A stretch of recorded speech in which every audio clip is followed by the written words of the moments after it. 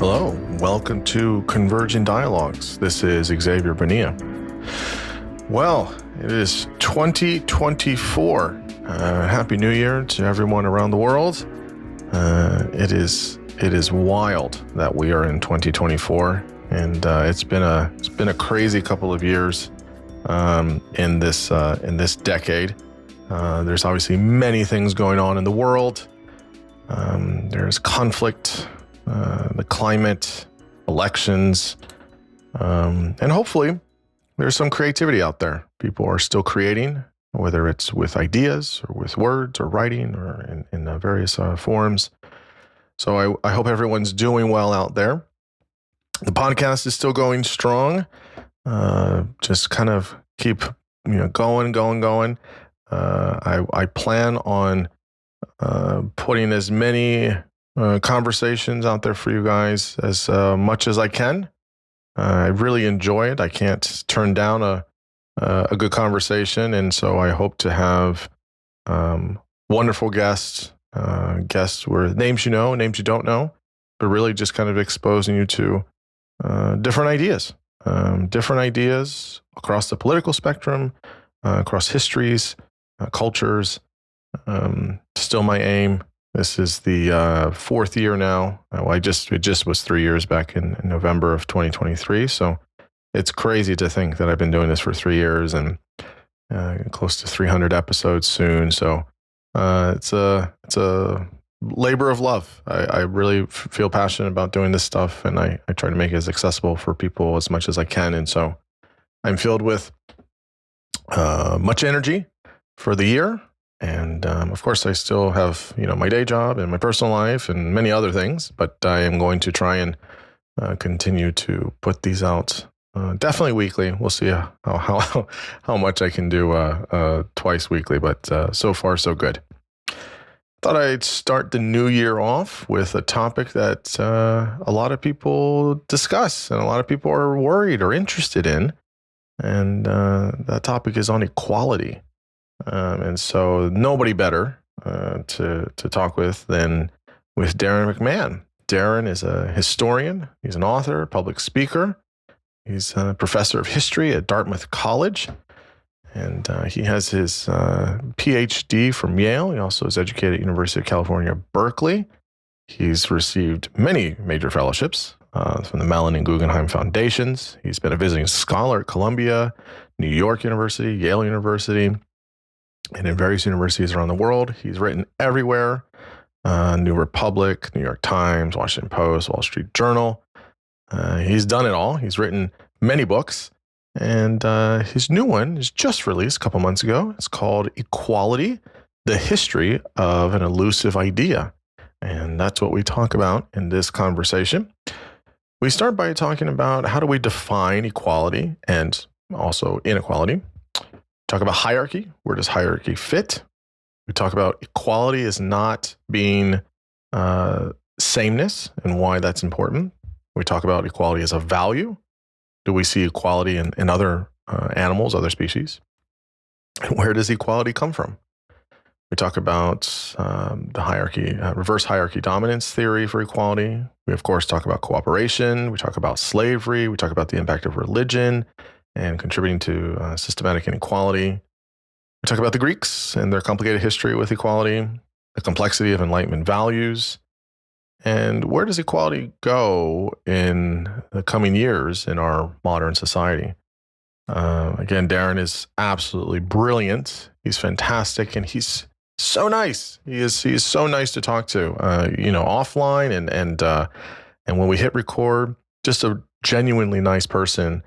And as you hear, just brilliant. And he really is. He's very, very unassuming. He just sounds like a guy you could, have a meal with and be at a party. But he is definitely oozing with lots of wisdom. And it's nice. It's nice that he makes himself kind of very attainable. It's not anything kind of removed or too academic, or he's definitely not in the ivory tower. So. This is an important topic. This is something that people care about. Equality is important, and understanding the history of it, I think, is tremendously important as well. And Darrin just does a great job in his book. So As always, you can find this conversation and all the conversations at Converging Dialogues at substack.com and also at YouTube. It really makes me super happy when everybody subscribes and follows and shares, and even when you guys contribute, which is really nice. So please keep subscribing, keep following, keep sharing with people you know might like the podcast. Trying to continue to refine it, and make it even better. So it really helps when people support and when they follow and share. I really appreciate that. And now I bring you Darrin McMahon. I'm here with Darrin McMahon. Darrin, thanks so much for coming on the podcast. I've been greatly looking forward to speaking with you for quite some time now. Thanks for having me. It's great to be here. Yeah, absolutely. You have a great book. Really, I saw it. The title was interesting. The cover's interesting. I went into it with zero expectations, and I was kind of blown away. So it's called Equality: A History of an Elusive Idea. It's out through Basic Books, and you basically talk about the very easy topic of equality and the history of it and where it comes from and why do we fight about it and why we're going to keep fighting about it. And so you're going to solve it for us. Absolutely. All of the mystery will be wrapped up after our conversations. So before we get into it, why don't you just tell listeners who you are professionally, academically, and what you're currently up to? Sure. Well, I'm a historian by training. I do intellectual history in particular. I teach at Dartmouth College and have for the last decade or so. And I've written books about ideas and concepts over the longue durée, a little bit like this one. So I wrote a history of happiness. I wrote a history of ideas of genius and creativity. I wrote a history of the opposition to the Enlightenment and now equality. So kind of working my way through these big ideas until I die. Maybe you'll get to love. Once you get, that's the hard one. Trying to write about the idea of love, that's like basically impossible. Exactly. Let me know when you finish that one. So that's great. So how long have you been at Dartmouth? You've been there for a while, or? A decade. Yeah, about a decade. I taught before that at Florida State for 10 years and then, kind of jumped around like people do. But Yeah. Dartmouth's a good institution. It's a great place. It really is. I love the students, and it's been good to me. Yeah. Okay, so let's talk about equality. How do you define it? Just an operational definition. I'm sure people will get mad at you, on both sides of this. Everyone always gets upset about definitions, but I guess talk about an operational definition of equality, but then also inequality as well. We usually talk about some of those kind of connected or together. So how do we understand these concepts? Yeah, so definitions for historians are different because we don't apply sort of universal definitions that hold in all time and all places, but we look at development of concepts and development of definitions. And the place I always like to start is with etymologies. So the root of the word, the etymology of the word in English and other languages is the Latin term aequalitas, which comes from the verb equo equare. And that means to make equal, but it also means, first and foremost, to compare. And I think that's crucial.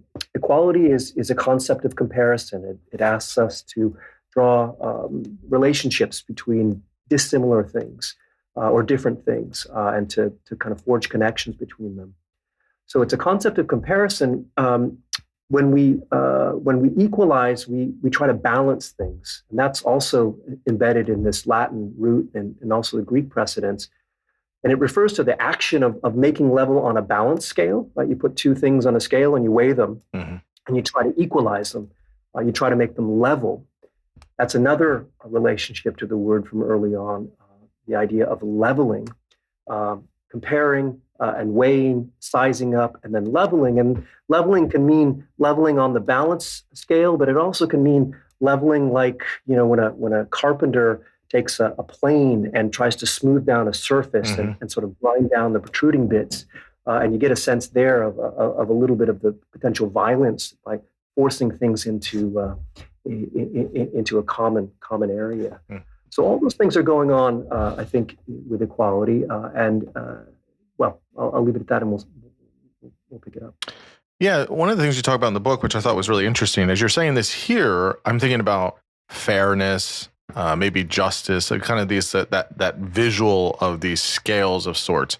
But one of the things you talk about earlier on in the book is that there's this trend towards a consistency with hierarchy, and also a type of exclusion.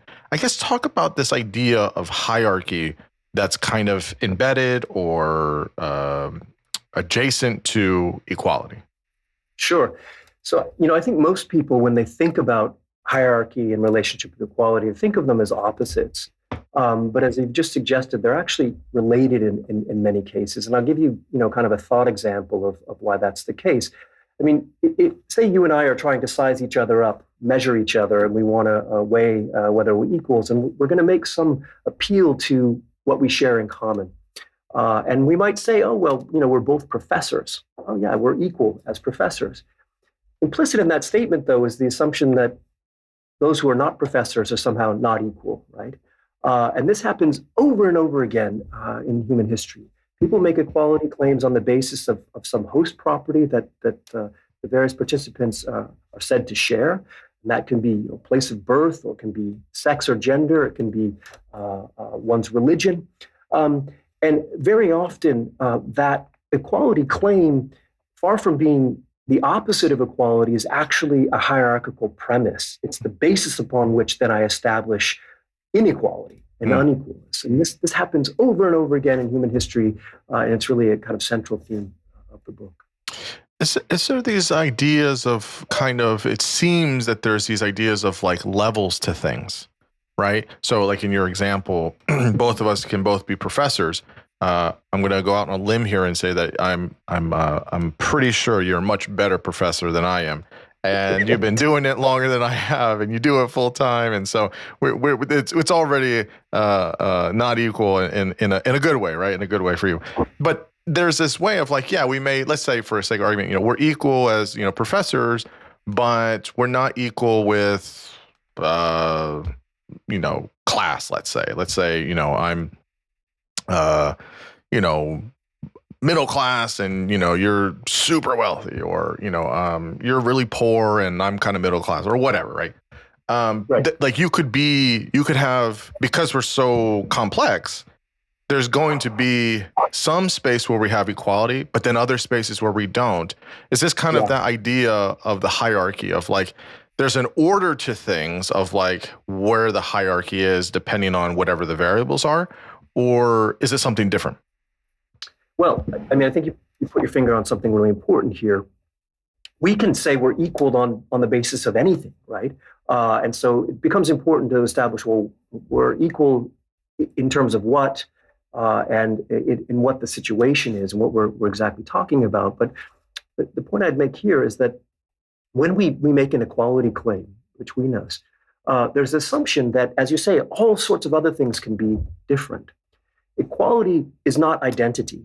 I quote a German philosopher early in the book who makes the point that absolute equality is a contradiction in terms, because absolute equality would be identity, and identity is not equality. Equality is looking for the kind of overlap in difference. So we, you and I are as different as our fingerprints, as our DNA, as our facial features, etc. And in fact, most people, when they encounter the world, see difference first. Right? And equality is something that they impute. So I use the phrase, drawing on my colleague Siep Sturman, who wrote a wonderful book on the kind of history of thinking about a common humanity. He talks about imaginary equality. Equality is always a relationship that we imagine, and then we give credence or importance. And when other people share that, our imaginary ideas of equality become part of a social imaginary, and therefore they have real heft and importance. So when I say imaginary equality, I don't mean that equality is not somehow an illusion, that it's not real, but rather it's a relationship that we conjure first and foremost in our minds, and then we imbue with importance. And so what we think are the important dependent variables will change as they do over history, and will continue to this day. If I could make just one other point here, though, and that is that from the beginning, then you see that difference is embedded in notions of equality. I think this is really important. This is something that's come up more recently again. But you and I make an equality claim, but we assume that all kinds of other things are different. In other words, equality is not sameness.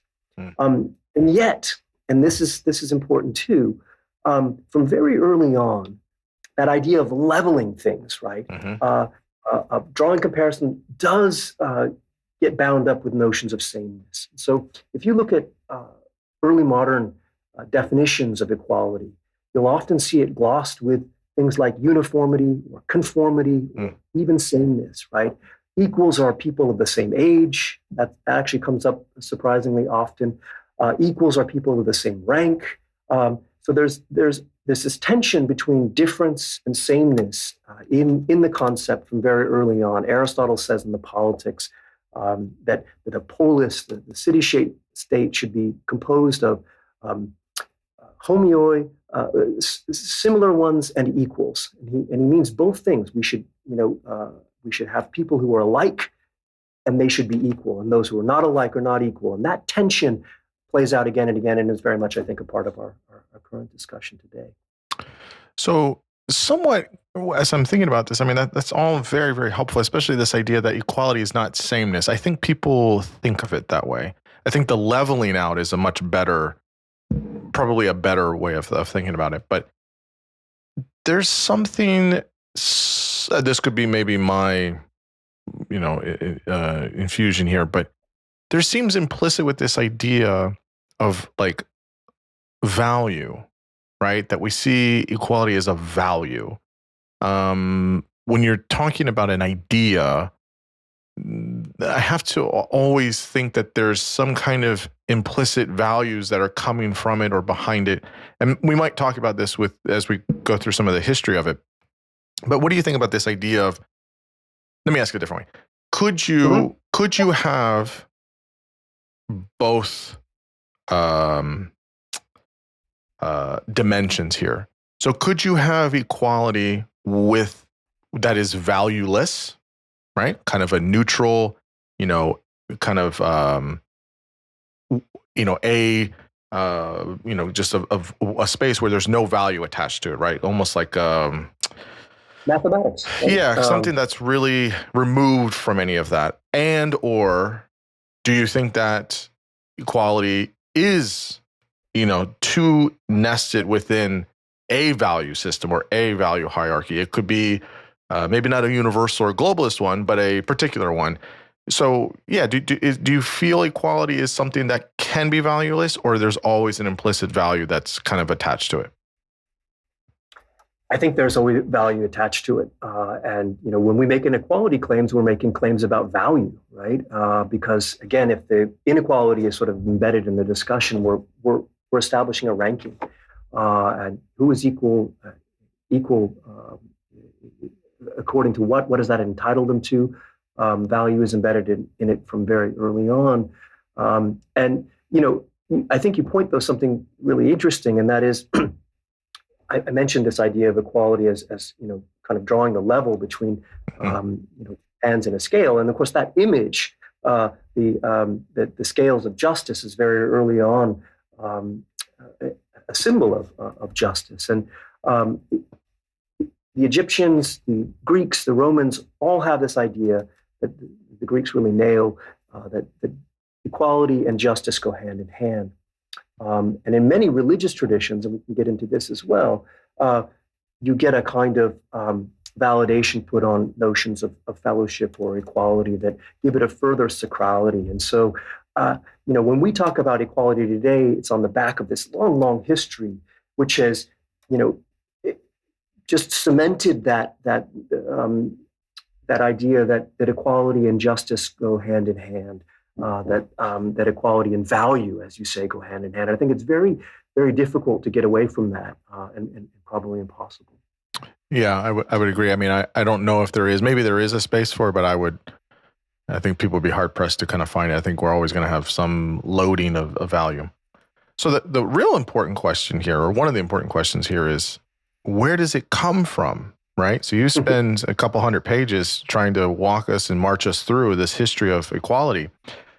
I guess before we go to kind of the first traces of equality as an idea with, hunter-gatherers, 20,000 years ago, ideas of power, leadership, in-group, out-group dynamics, do we think that some piece or percentage of equality is seen in other species or other animals, whether it's, the great apes, other primates, or other social animals or things like that? Or do you think this is a kind of a uniquely human realization, I guess, or creation?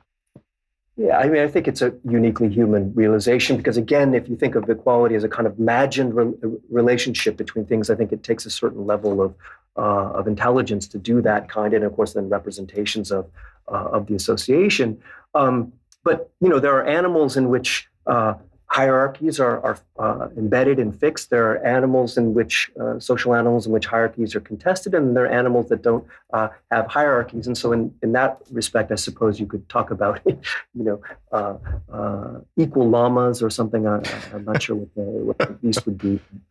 Yeah. Mm-hmm, mm-hmm. Yeah. So yeah, it definitely does feel very human, and at the very least, we're probably only going to know it extensively with humans. If it is some version of it with other animals, how could we really know or measure it? But that's for future generations, I guess, to figure out.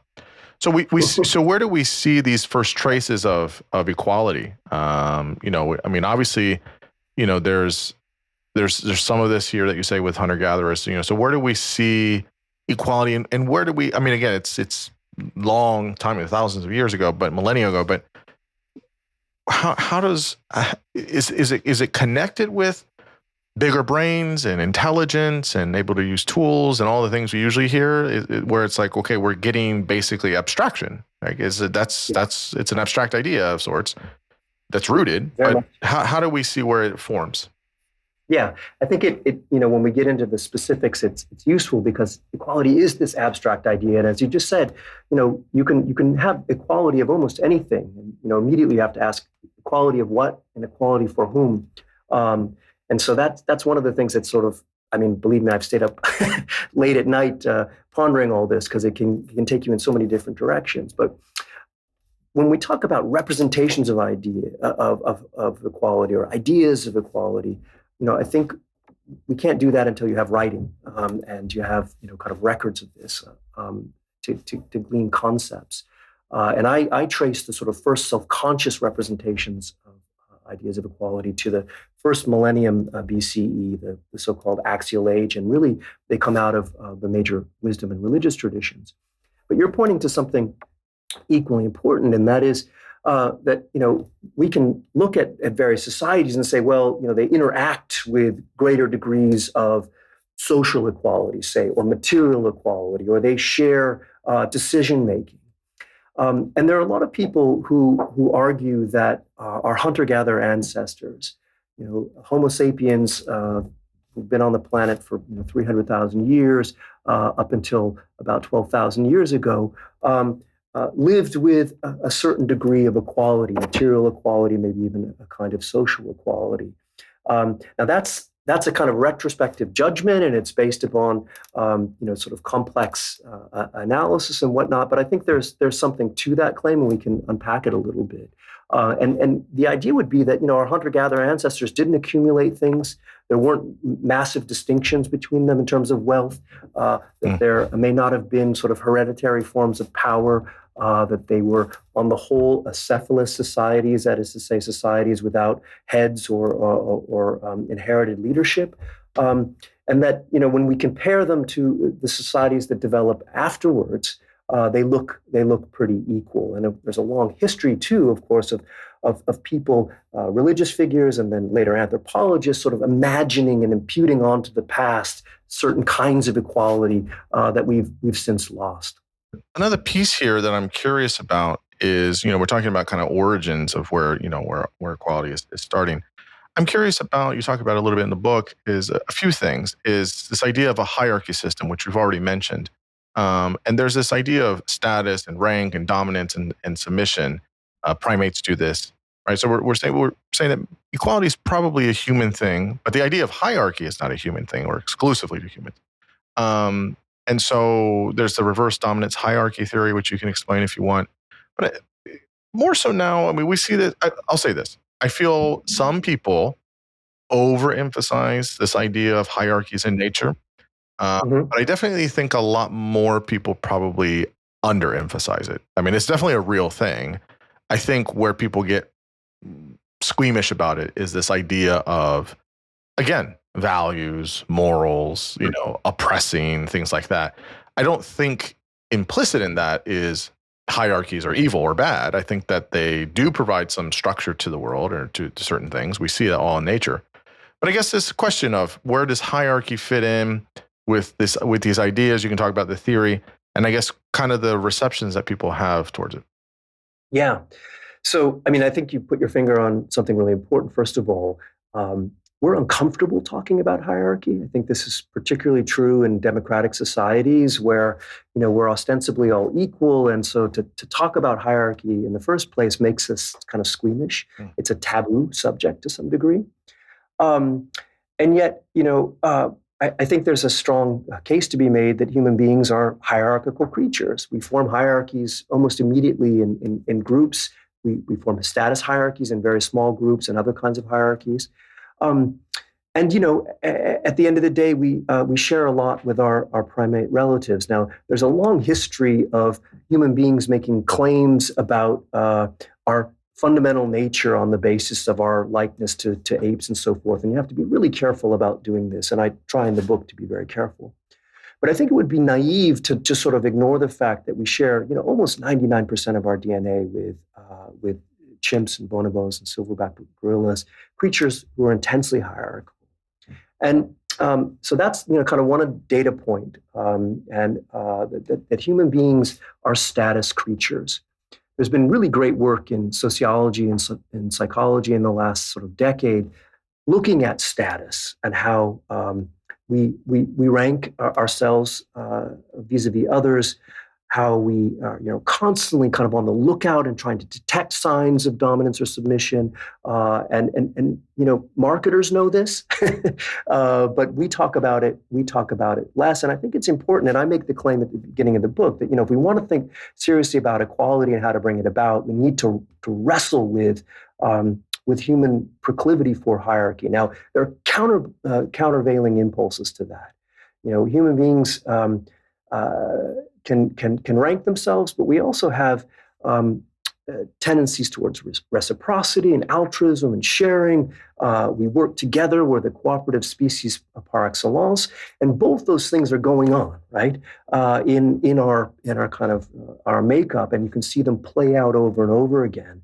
But this makes equality, I think, it's one of the reasons why it's an elusive concept, because in some ways we want it and we don't.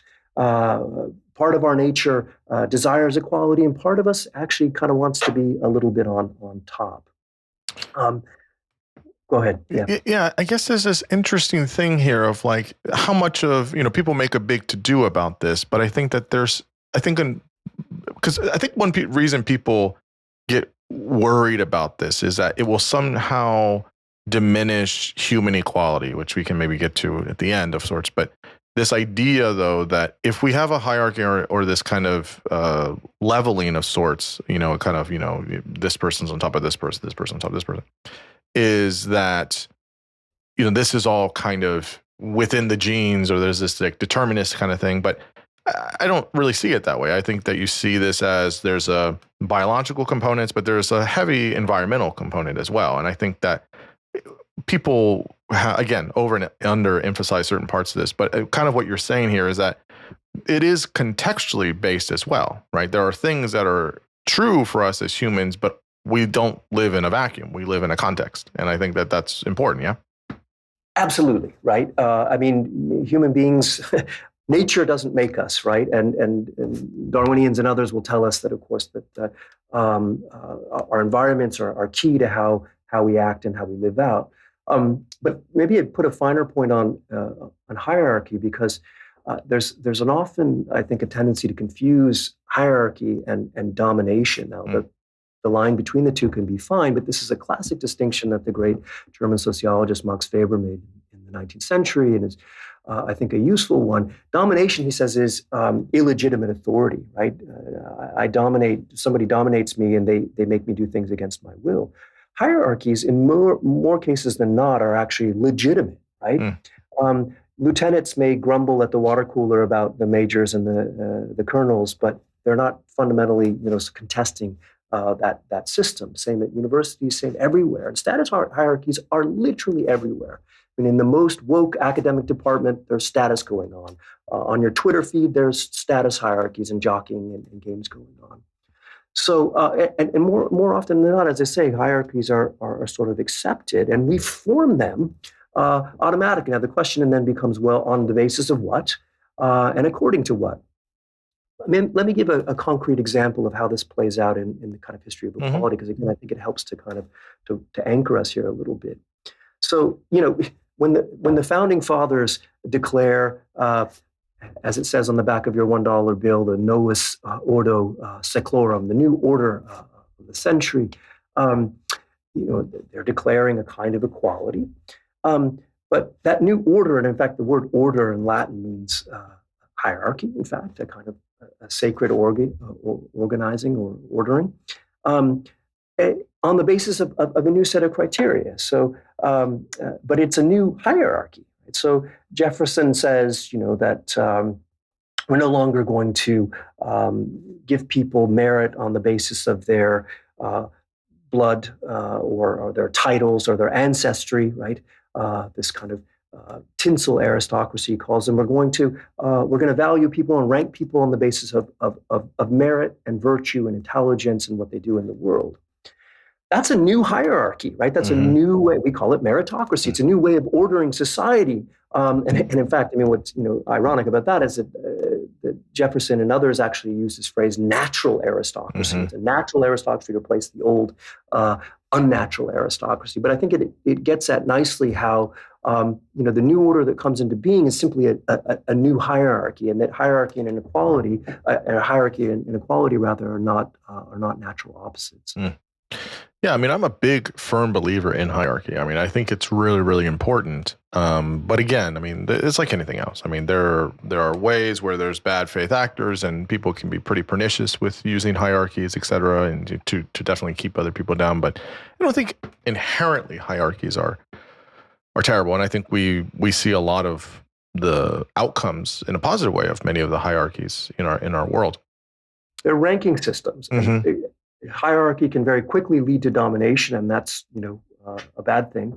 But when they're accepted and they're seen as fair and just, it's a way of ordering and facilitating human interaction, and they're necessary and they're ubiquitous. They're just there all the time. And you can draw them on the basis of different criteria, but they're going to be there. You just real quick. You also mentioned the nature of cooperation with humans. This is a topic that at this point is getting beaten over so much. And I hear a lot of it, and there's good research on it. I mean, I've talked about it a lot on the podcast here with wonderful scientists. But in terms of first with equality, how do you see cooperation as being a kind of necessary variable here, right? Do we need to cooperate to be equal? Do all parties need to kind of be together on this and saying, okay, we're gonna play along with this? Is it possible to have equality where you're not cooperating, or how do you see, I guess, the variable of cooperation here? Well, I think cooperation is key, absolutely, and we need to cooperate to act together, to share, to divide resources, and human beings are, as I said before, the cooperative species par excellence. Now, sometimes equality can facilitate cooperation. I have a line, and I keep citing, examples from Greece and Rome because these are examples that I know. But the book, I want to make the point, is very much global in its scope, particularly early on. And I'm drawing a lot of different examples. But there's a line in Herodotus, the so-called father of history in the West. He's talking about the Athenians, and he said, they have a type of equality, and this type of equality was the basis of Athenian strength and power in their armies, right? Because soldiers weren't taking orders from superiors who were dominating them. They were fighting as co-equals for something they were invested in. I think you can make the same claim about French Revolutionary soldiers. I think you can make the same claim about Black soldiers in the Civil War. They felt they were fighting together for a common purpose, and that can be really, really powerful, and it can be.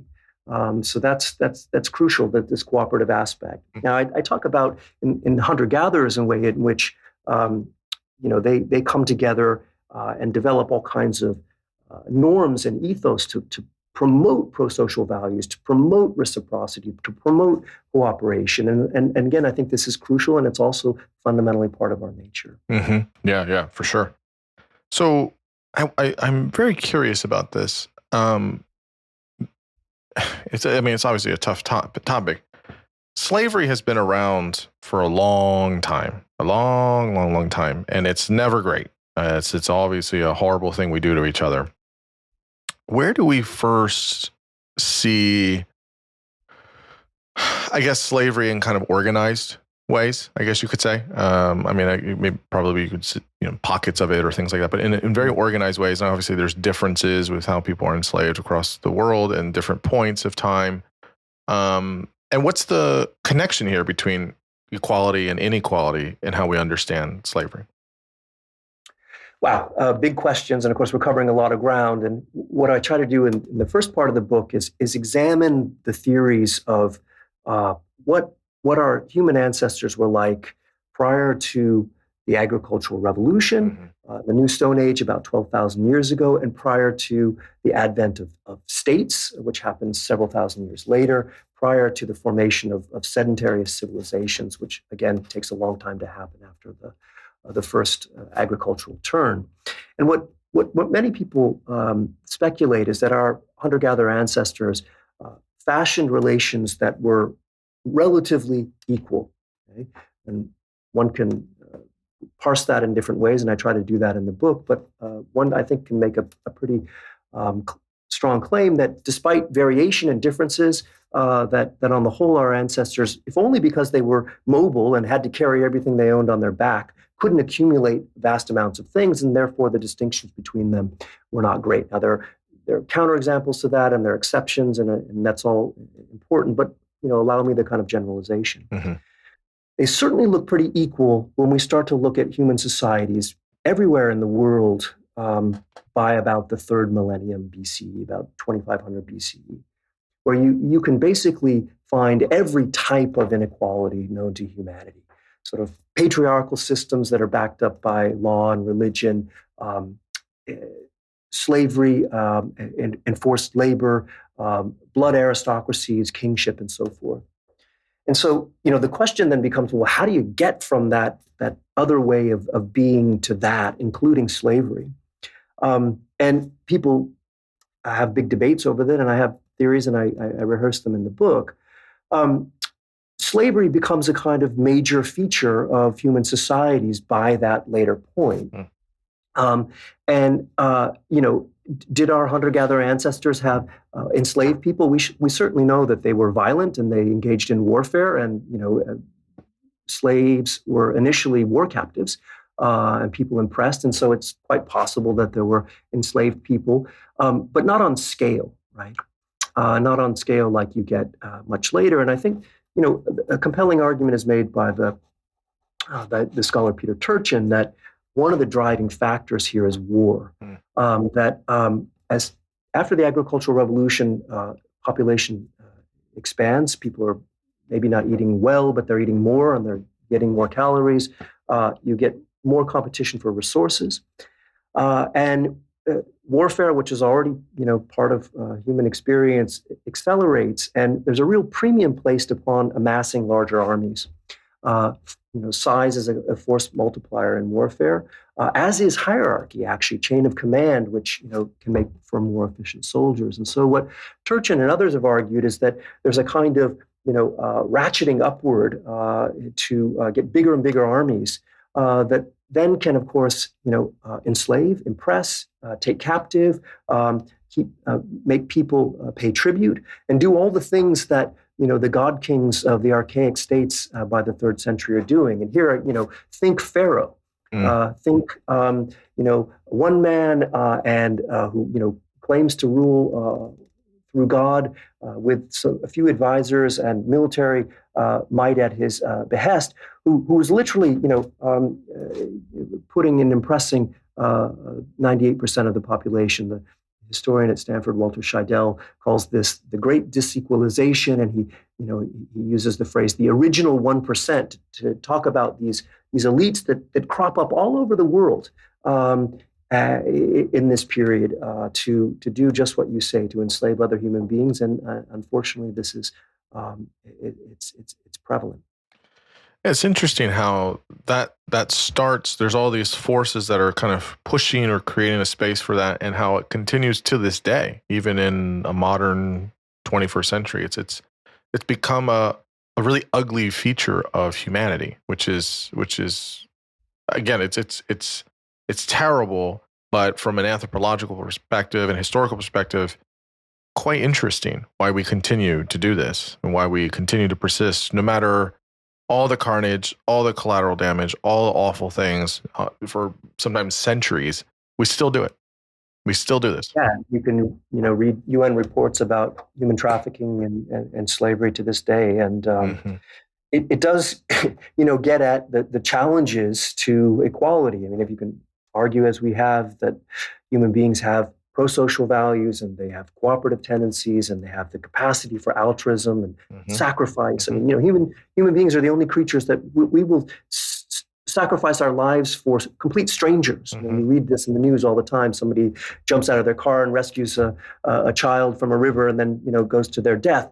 No other species will do that. So we have this great capacity, but at the same time, we have this capacity to not only create hierarchies, which many social species do, but to create domination on a scale that's unimaginable in the natural kingdom. And that's the great paradox here. And of course, the challenge for those of us who would like to see the world more equal than it is. Yeah, absolutely. It continues, unfortunately, to be a challenge.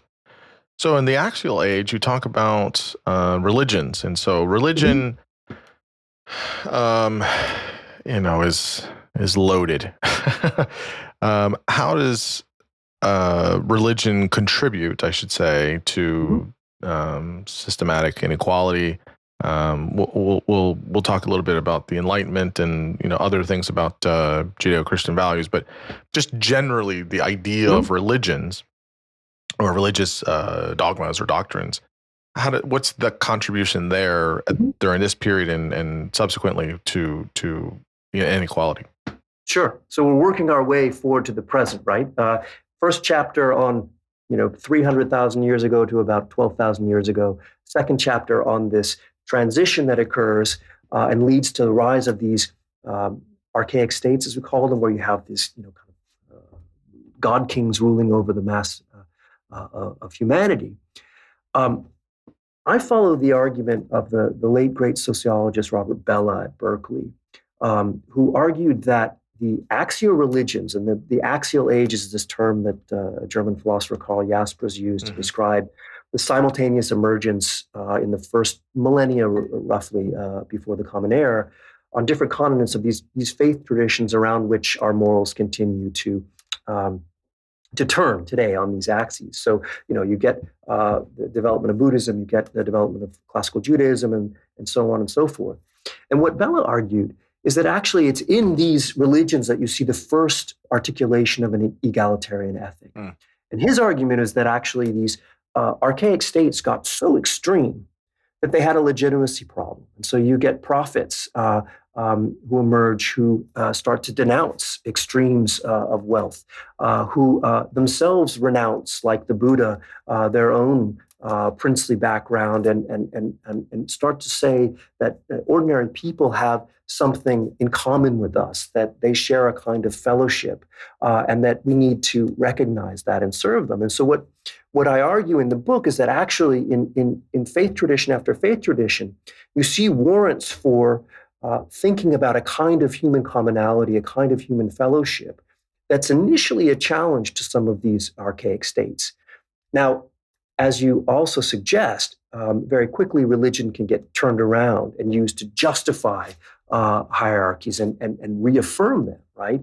The divine mandate in China is the emperor's sort of sacred imprimatur on his massive power, and religion after religion does that as well.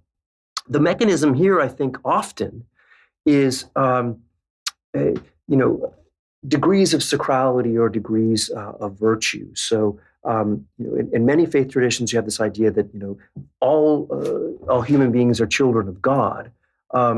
But some fall away from the Father. They don't accept the message of the Father. They turn on the Father, and then therefore they need to be excluded. And very quickly, a powerful binding force like religion can be used to justify not only domination but literally persecution. And this happens over and over again. But religions, and this would be my my key takeaway point, that religions offer resources to do both things. They often consecrate hierarchies, and hierarchy itself is a Christian term. It just means sacred order. That's coined in the 7th century by this Syrian theologian, Dionysius. But they at the same time offer resources to contest those hierarchies. And you see this play out over and over again. One of the points that I make towards the end of the book is that in the 20th century, when notions of equality really are globalized and spread around the world, what many peoples do is draw on their faith traditions to take resources to forge new ideas of equality. So Gandhi is a great example of this. B.R. Ambedkar, the Dalit leader in India, who are drawing on Hindu and Buddhist traditions to fashion equality. Martin Luther King, of course, does this vis-a-vis Christianity. So there's a tension there that I try to trace and see play out. Yeah. I mean, there's, religion can be used for good things and for terrible things. So it's a double-edged sword, I guess.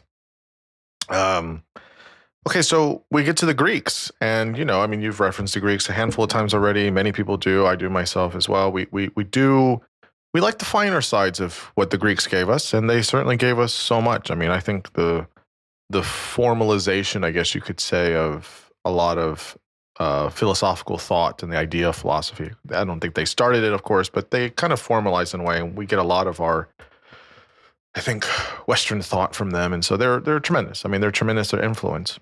So you can talk about that, what the Greeks gave to us as a humanity, but they also were pretty down with slavery, which is not all of the Greeks, but you know what I mean? There was a lot of folks that were okay with it, and there was a type of aristocracy, et cetera, et cetera.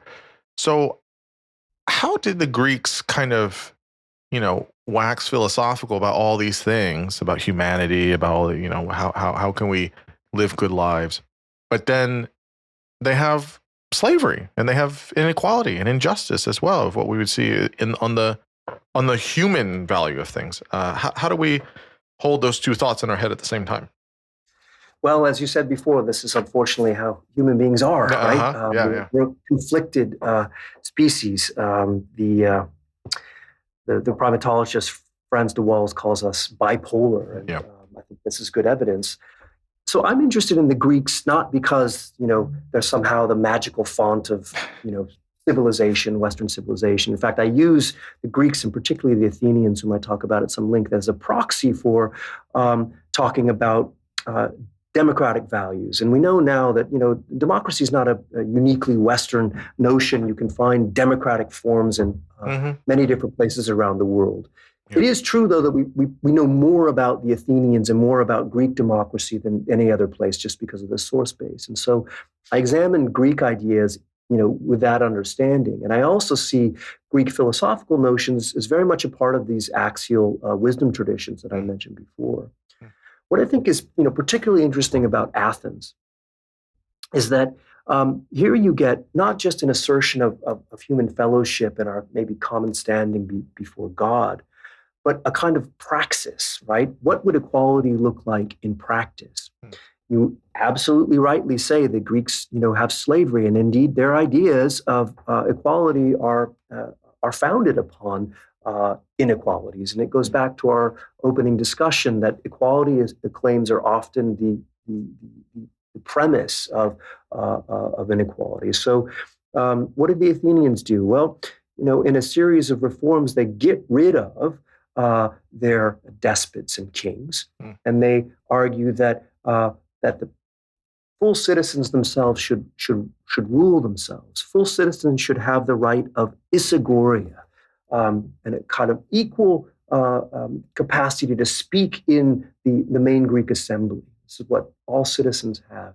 They should have the right of isokratia, the equality before the law, and that too is shared by fellow citizens. And they talk about different types of equality and balance, equality of things, and they put practices in place to try to make this a reality. But it is, as you say, predicated even in Athens, which is the most democratic of all the Greek city-states, on the assumption that's not challenged by anyone that, well, women are not equals of men, and they're not citizens.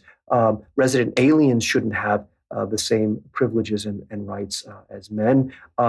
Slaves, whether war captives or, as Aristotle says, a kind of natural slave, whatever that might be, shouldn't have the same privileges. And those two things go fundamentally together for the Greeks. And I would argue, in more cases than not, go fundamentally together with equality claims. That again, this idea that exclusion or an inequality is sort of built into the claim itself is really part and parcel of equality doctrine until relatively recently.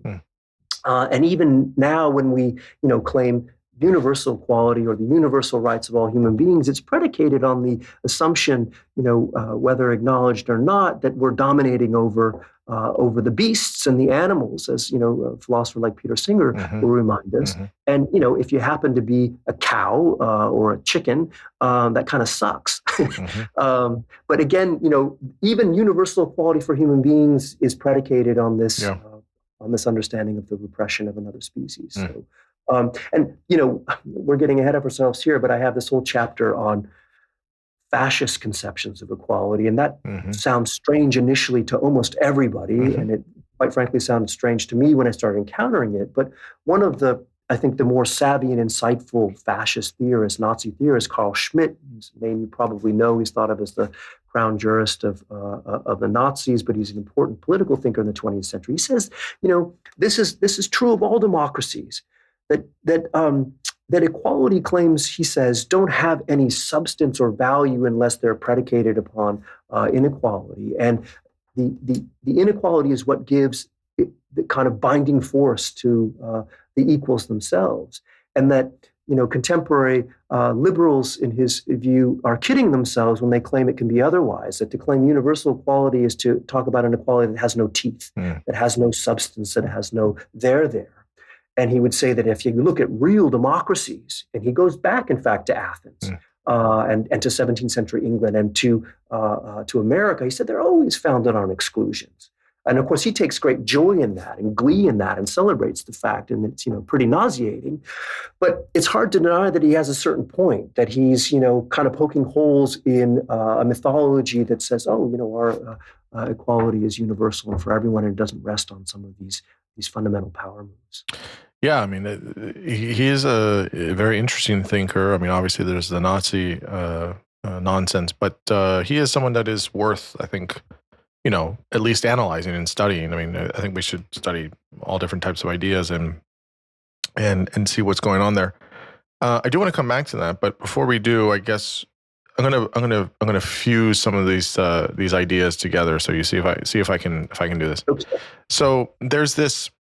Obviously, there's Christendom or Judeo-Christian values that is sort of connected to Enlightenment values, not obviously directly, but there is a shadow, if you will, over it. And these Enlightenment values are seen maybe in practice, or they're actualized in the American Revolution and the French Revolution, right? Jefferson, all men are created equal. But we know that, Jefferson had slaves. Many people have, he did a lot of horrible things actually to his own slaves. But he's talking about all men are created equal, again, this conflict, right? Two different ideas at the same time. And then there's the French Revolution, which had their own challenges. So what can we take, I guess, from Enlightenment values and how it was tried to be applied, and some of the ways in which it was successful, I would say, but then in other ways where it was at the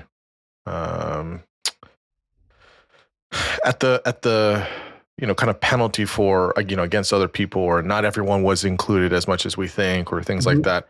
How do we understand those kind of Enlightenment values or ideas, that they're great but they're not perfect? How do we, with this idea of equality? Sure. So a lot on the plate there. We started with Christianity and then went to the Enlightenment, and let me try to combine them. And you mentioned Jefferson and that famous phrase from the Declaration, "All men are created equal."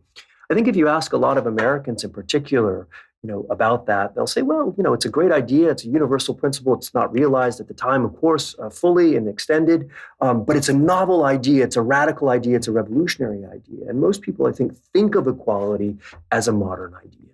And really, one of the main aims of the book is to remind us that actually human beings have been thinking about equality for thousands of years, and that those older ways of thinking about equality and doing equality have a bearing on what comes after. So that phrase is a case in point. That the phrase "all men are created equal" and the idea behind it is a commonplace of Stoic philosophy amongst the Greeks. It's a commonplace of Roman jurisprudence. It's put exactly that way by the Roman jurist Ulpian, who then gets incorporated into the Roman Digest by Justinian. And a pope, Gregory the Great, declares this on numerous occasions: "Omnis homines aequalis sunt." All men are equal, and all men are generated or created equal, he says. He says that in a context of understanding and accepting slavery. Gregory, as Pope, would have owned slaves. The Romans, of course, have no question with slavery. Early Christians argue that all men were created equal. And this is, in fact, a commonplace of early patristic thought. So when Jefferson makes that announcement in the 18th century, it's not nearly as radical as it may sound. And of course, he himself is uttering it in the context of an understanding, even if it's a complicated one, that slavery exists and is a practice that his fellow citizens engage in. Now, so one of my claims here, and this leads to this question, and I explored at some link in the book, to what degree Christianity influences ideas of equality. And in the 19th century, somebody like Friedrich Nietzsche, will say that all modern equality doctrines are really just Christian ideas gone wrong. He's not a fan, of course, either of equality or of Christianity, and so he's casting aspersion on both. But somebody like Alexis de Tocqueville, the great analyst of American democracy, also thinks that Christianity is behind modern doctrines of equality, and he takes a kind of kinder, gentler view on it. So I actually think there's something to those claims, and I try to show how modern equality in the 18th century doesn't emerge out of nothing, but emerges out of a context which shapes how it's received. But having said that, there's no question that something new happens in the 18th century as well. And this is the standard account that equality is invented in the 18th century, or kind of emerges.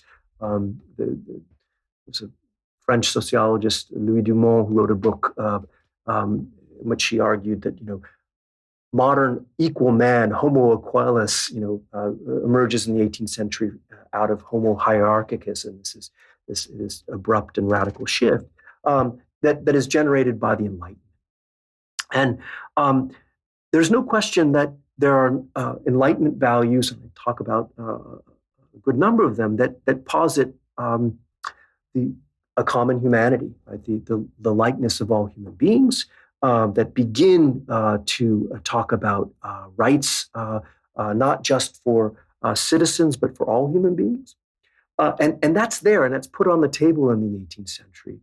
But at the same time, the Enlightenment puts forth some pretty, radically different ideas.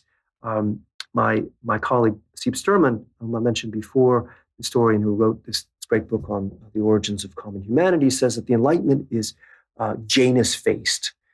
It's a reference to the Roman god who looks both ways. So at the same time, we see new ideas of common humanity. We also see, generated by the Enlightenment, new ideas of race, right?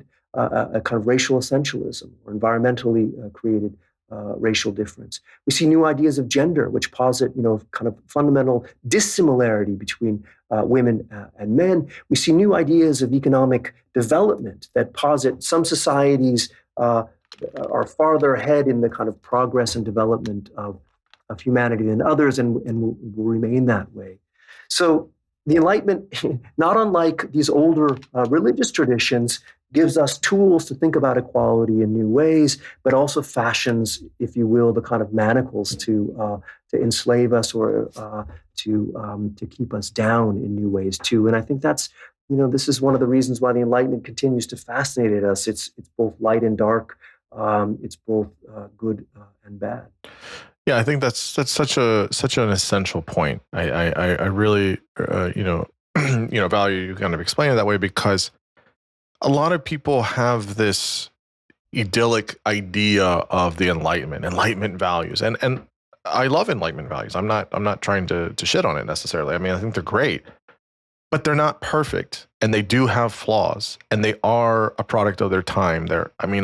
I on so many things in life, things are, we make, let's say, good moments, or we have good progress in moments, and it's great. But we can't keep playing the greatest hits, right? We got to, we move forward in time, and time evolves and changes in a lot of ways. In a lot of ways it doesn't, but we need to think about, how do we do things for this century? And we can build off of that, but we don't need to just copy and paste it forever and forever and forever. Now, a lot of times I feel like people talk about it that way, as if it's it's the 11th commandment. You can't talk anything about, Enlightenment values. And it's like, yeah, I mean, they're ideas which we should judge and criticize. And there's a lot of good, but there's a lot of terrible things too. And there's a lot of things that don't fit with our modern age, in our modernity. So, I think it's important what you're saying about, there's a lot of good, there's a lot of bad in there. So that's the right way to, I think, see it. No, I think so too. And again, there are people who trace all good to the Enlightenment as if this is kind of privileged period of our birth. But then there are people who do the opposite, right? And say, well, the Enlightenment is nothing but kind of justification for slavery and environmental destruction and so on and so forth. And really, both things can be true. We shouldn't think in such binary terms. No, I fully agree. So, last question I want to ask you is this idea of kind of more modern. So obviously you mentioned, because it's a history, so it's towards the end of the book. Mm-hmm. Civil rights was a big moment, especially in United States history, of fighting for equality, right? That we see that there's dimensions to that. And Black Americans, maybe were equal in some ways on paper, but they certainly weren't treated that way. They weren't under various laws. They weren't for voting. They weren't for many things. So, that was a kind of another piece of it. And so, talk about how equality and the fight for equality in that period looks. We're 60 years, I guess, from like kind of the height of that now. And kind of point us in the direction of where we're at currently. So again, 6 years later, we're in a new century. We continue to have these debates and discussions about equality in terms of, for many people around the world. We still talk about this for women around the world. We still talk about this for certain ethnic groups around the world. And also as we continue to evolve as a species and what that looks like, how do we understand equality moving forward in the 21st century? Some of the things we're facing, some of the things that with this issue. So kind of, civil rights, and then where are we headed? All right. Well, we're leaping over centuries and chapters, and I'm hoping people will fill in the gaps by reading the book. Mm-hmm. I have a chapter on the French Revolution and then one on socialist tradition, and I talk about decolonization at length. And it's I wanted to talk about the socialist one, but that's such a can of worms. I can't touch it without. Well, I guess the secret here is that Marx didn't like equality, but I'll let you read that in the chapter. But yeah, and so I conclude with a discussion of the civil rights movement and the genesis of Black Power and second wave feminism, and all the stuff that interests us still. And look, I'm not going to be able to summarize this all, but let me make a couple points. And one is that I try to show, and I spend quite a lot of time discussing Martin Luther King. And what I try to do is embed him in a longer tradition. And King himself is very self-consciously activating and pulling out and reinterpreting Christian notions, but as well as, as filtered through Gandhi, religious notions from other faith traditions. He's drawing on the liberal Protestant tradition. He's drawing on the Black radical tradition. He's drawing on a lot of things. And it allows him to kind of inflect equality with new ideas. And we haven't talked about this yet either, but each chapter is organized around a kind of central governing concept. And I begin the chapter on the civil rights movement by showing how King, in the famous "I Have a Dream" speech at the March on Washington in 1963, goes through one after another of these what I call figures or ways of presenting equality.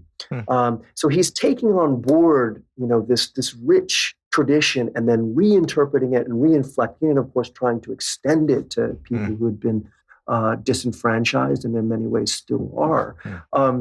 And the rest of the chapter then sort of looks at how these ideas are taken up, contested, right, by Black radicals and by feminists and by others, leading,